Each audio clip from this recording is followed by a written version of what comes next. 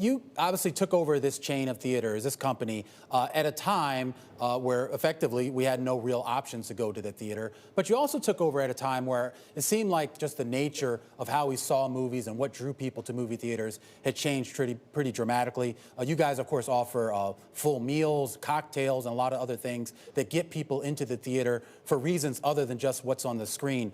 Once you get back up and running here, what's going to be the main lure? What's going to get people back into the seats at Alamo? Well, I think it's the same reason that they've always come, right? This past weekend, we were super excited to welcome back both guests and teammates at a number of our theaters. And, the results were super encouraging. Movie going is coming back as we ramp up to big releases on the horizon with like Bill and Ted, Face the Music, The New Mutants, Tenet, and our focus, of course, remains on health and safety of our teammates and guests. But what's going to keep people coming back is just big screens, the sound, the community, the great food.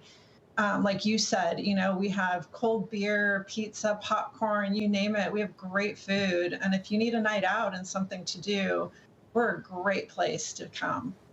A night out, how about a day out as well? And how family focused is this at the moment? How willing are people to bring their children back, for example, for the viewing, Shelli, have you found over the course of the weekend? Yeah, so the movies over the weekend weren't directed at families per se, but we have launched what's called our private theater. And it's where you can buy the theater for you and your friends, up to 30 people, and pick from a list of repertory film. And in that case, we're seeing lots of families come back.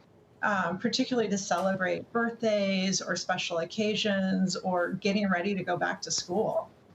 Shelli, it's interesting. We've been speaking with two other movie operators in the last month or so, trying to gauge interest in everyone returning to these theaters. And surprisingly, when they're talking about break-even rates, they only need 20-25% capacity to break even or be profitable.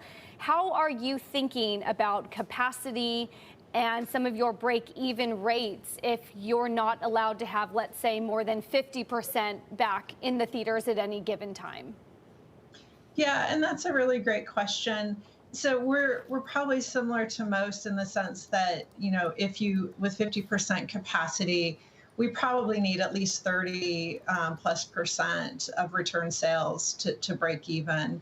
And, things that we're looking at, is just continuing to make the guest experience and our teammate experience, quite frankly, as safe as possible.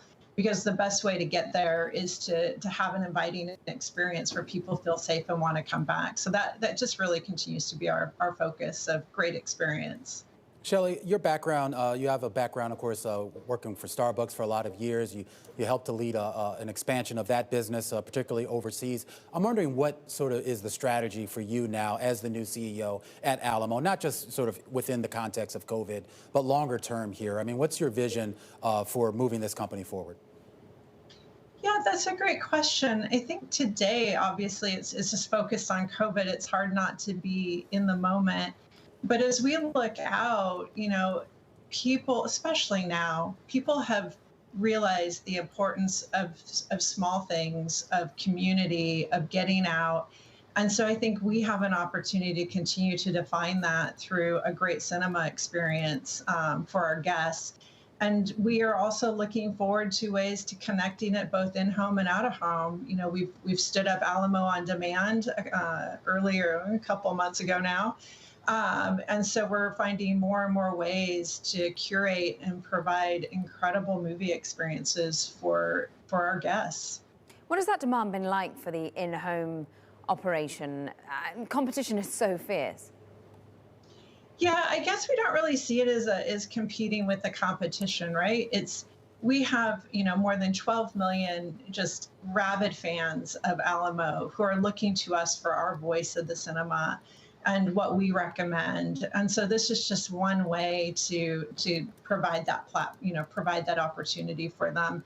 We still believe that most of the experience is going to be inside our theaters, where they can come either as an individual or with friends and family or on a date, and have just a great movie experience with some great food.